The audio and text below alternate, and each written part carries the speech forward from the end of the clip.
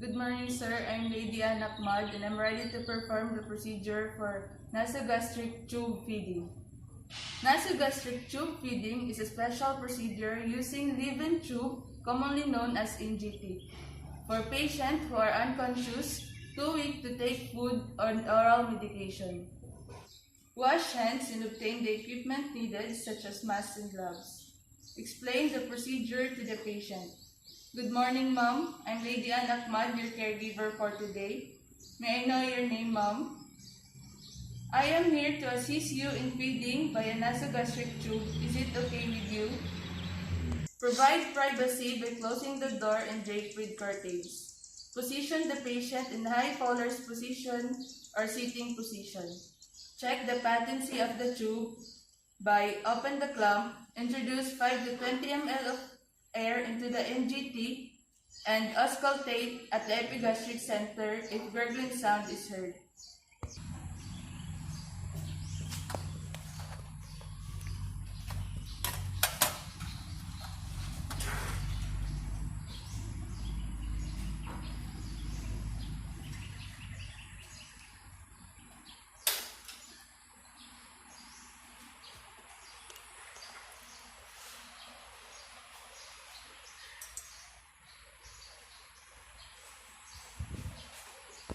Aspirate gastric content.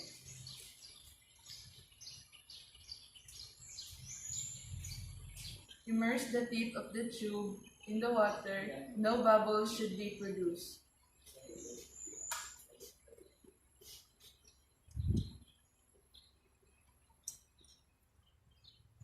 If the tube is in place, start feeding by instilling 50 to 60 ml of water to cleanse the lumen of the tube.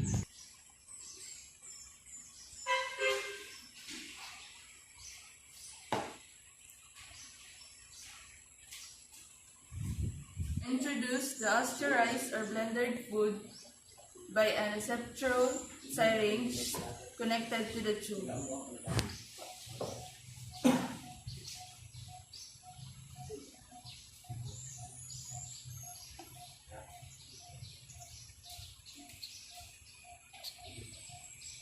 Hold the barrel above patient's nose and allow the food to flow freely to the stomach by gravity. If the food obstructs in the tube, use plunger or bulb with caution. If the food does not flow properly, do not force it. It may be too thick. If so, dilute with water.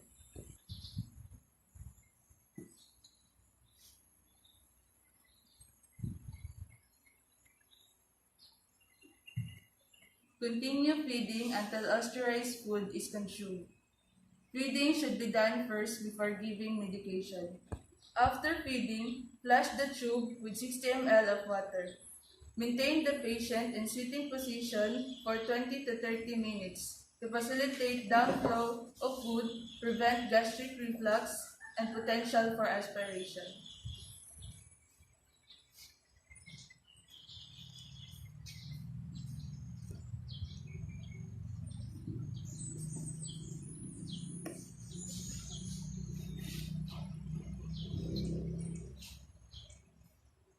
Clamp the tube to prevent the entry of air into the stomach.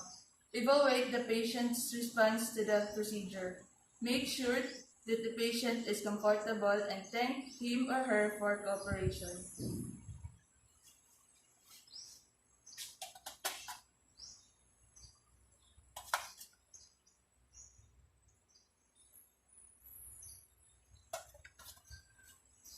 Thank you, Mom, for your cooperation.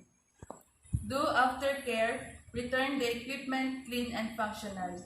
Document the procedure done, including the unusual finding noted. Now the procedure for nasogastric tube feeding has been done.